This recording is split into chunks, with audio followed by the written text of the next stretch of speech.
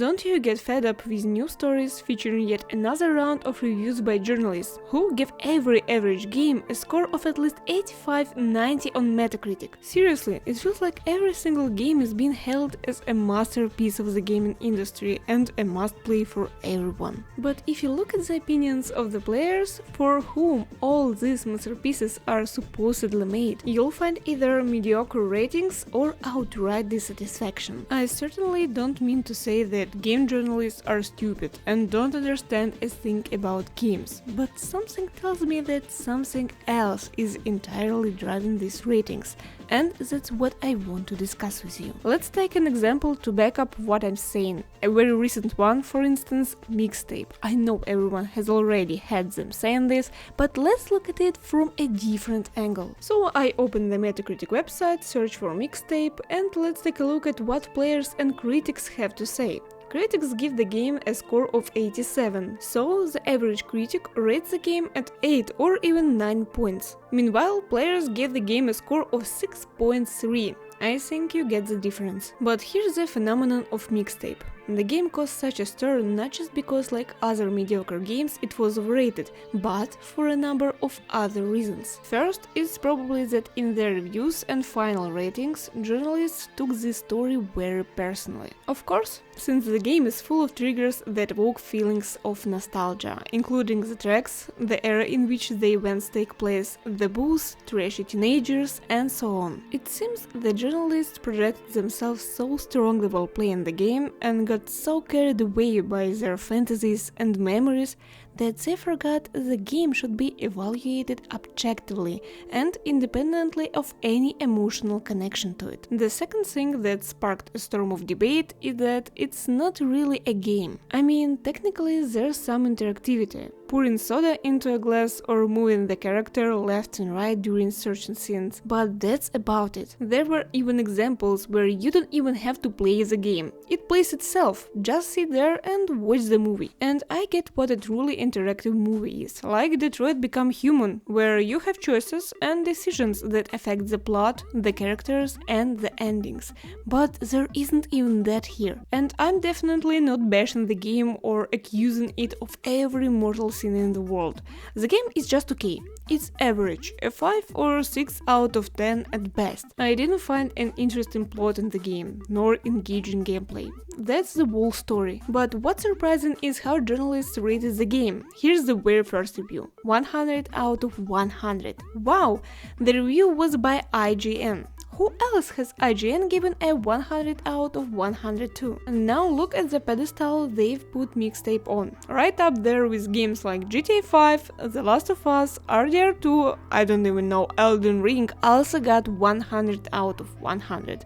And critics really thought mixtape was on that level? I don't want to say that indie games can be masterpieces. I actually believe in that very much. But after watching the full 4-hour gameplay, I can say for sure that the critics are millennials who just got triggered by nostalgia and gave it so many high scores because of it. I think we should introduce a new genre called millennial slop, and we can safely put all the Harry Potter games in there. The ones I really feel bad for are the projects that actually offer something new, fresh and interesting. Take Pragmata for example. It's a game from Capcom that, in addition to the shooter gameplay, decided to experiment and added these puzzle mini-games, I don't know what else to call them, right into the main gameplay. It's a really cool and interesting concept. We haven't seen anything like it before. People really loved it. They're giving it an 8.9 out of 10, which is insanely high, while journalists are giving it an 8.5, or to be more precise, an 8 out of 10 from IGN. Let's move on. Mouse PI for Hire. An old-school shooter in the style of 1930s Disney cartoons, a unique game that combines both the humor and aesthetics of that era. All the characters are mice, each of whose poses and animations were hand-drawn by 8 artists. Players gave the game an 8.1 out of 10, while IGN gave it 60 out of 100. And you know why it's so low? Well, there are a lot of cheese jokes in a game about mice. That's all I have to say. Or here's my favorite, Dragon Age: The Whale Guard. We'll all happily rate this woke leggy piece of crap an 82 out of 100. I won't even talk about the poor people who bought it and actually played it. I think you can see their opinion for yourselves. It wouldn't be so bad if it were just IGN acting this way, but the whole trend of game reviewers in the industry is shaping up similarly. I'd like to highlight this trend in reviews because it's not about IGN at all. Whatever mood a reviewer is in on the day they finish a game is exactly what their score will reflect. The most important thing is to include as many characters as possible that can be referred to with the pronouns it or they, with events preferably in the 80s or 90s, and to make sure the journalists get swept up in nostalgia, somewhere there should be a reference to Harry Potter, or at least a book about him on a shelf. That's the perfect formula for a game to score 101 point on Metacritic. So what's left for the regular guy who works hard, who just wants to play a great game and not waste his time on this millennial slop?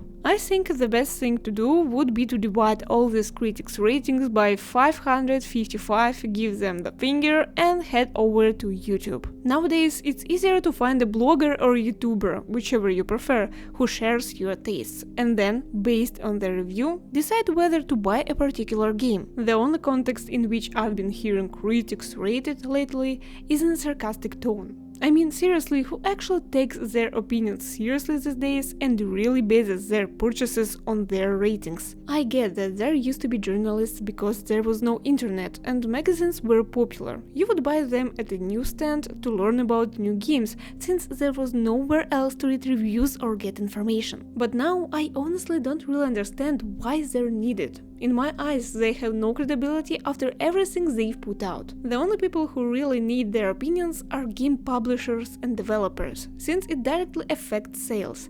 It's a shame that despite this trend, the fate of good games still depends on their mood and which side of the bed he got up on. I hope I've made my point clear, since there are actually so many examples where the opinions of the public and critics differ drastically, and the list could literally be endless. If you'd like, feel free to add the list in the comments. What do you think? Do you consider journalists to be authorities, or do you have a different opinion? Write in the comments, I would love to read your thoughts and chat. Thanks for sticking with me this far. Big hugs to everyone.